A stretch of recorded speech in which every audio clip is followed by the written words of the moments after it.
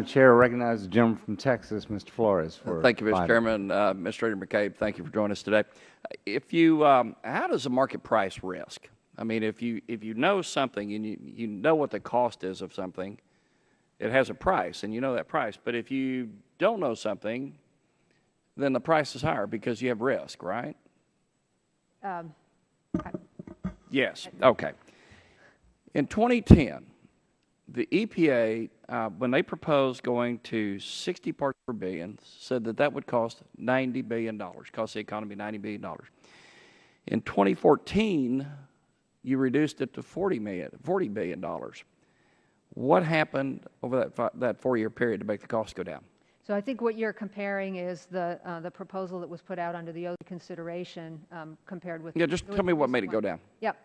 So in that first one, we were looking at a change of the standard from the previous standard of 85 parts per billion to that level of in the range of 60 to... So you weren't, this is not a 75 to 60. That's right. Okay, all right. That was a reconsideration of the prior standard. Okay, thank you. And then the in your proposal to go to either 70 or 65, a significant amount of the control technology doesn't exist today.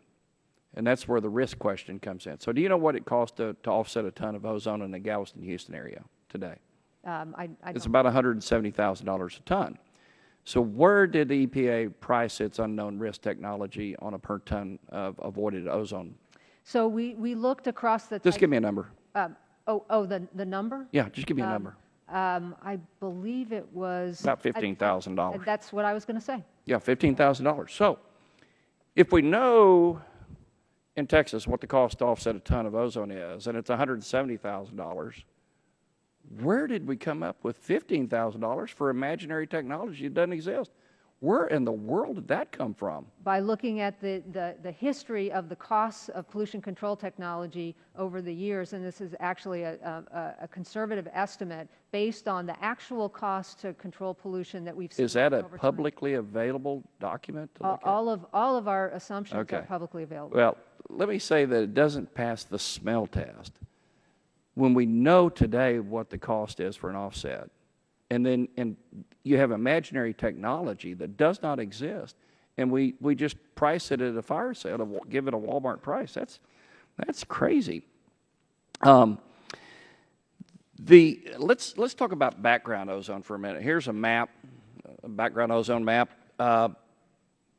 Texas has about 70 parts per billion on average, 72 parts per billion of background ozone. So if you take the level to 65, what's Texas supposed to do? Get a big vacuum and send it down to the ozone hole in Antarctica, or what? Well, I'm not familiar with that map, but that number doesn't sound right to me. Well, that's right. Okay. Let's use something a little bit more discrete. How about Rocky Mountain National Park? It has a background of 77. Mm-hmm. There's no industry in Rocky Mountain National Park. As I mentioned, particularly in that part of the country, there are a few areas where we're seeing high background. So what do you do? You said you had to have a national standard a minute ago. So how are you going to clean up Rocky Mountain National Park and take it 65? Well, it is not responsible for cleaning up air pollution that it doesn't create, and the Clean Air Act provides mechanisms to make sure that... So what's the mechanism? How do you clean up Rocky Mountain National Park? To the extent that pollution is coming from places that we can control...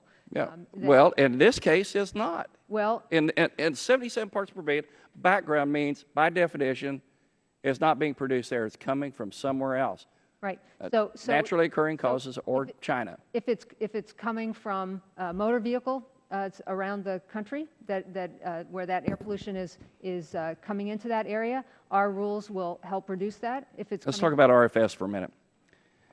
Under your 2010 regulatory impact analysis of the renewable fuel standard, the EPA concluded that the program would contribute to ozone as a consequence of increased ethanol use. Disregarding that altogether, EPA recently proposed that its latest targets for RFS through 2016 will lead to higher levels of ethanol.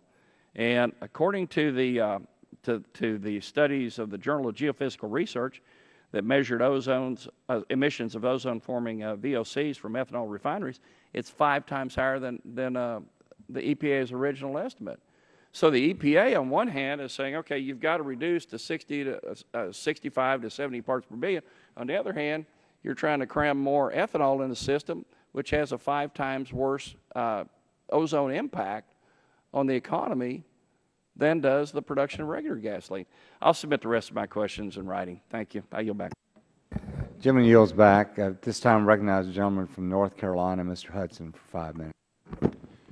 Thank you, Mr. Chairman, and thank you, Administrator, for being here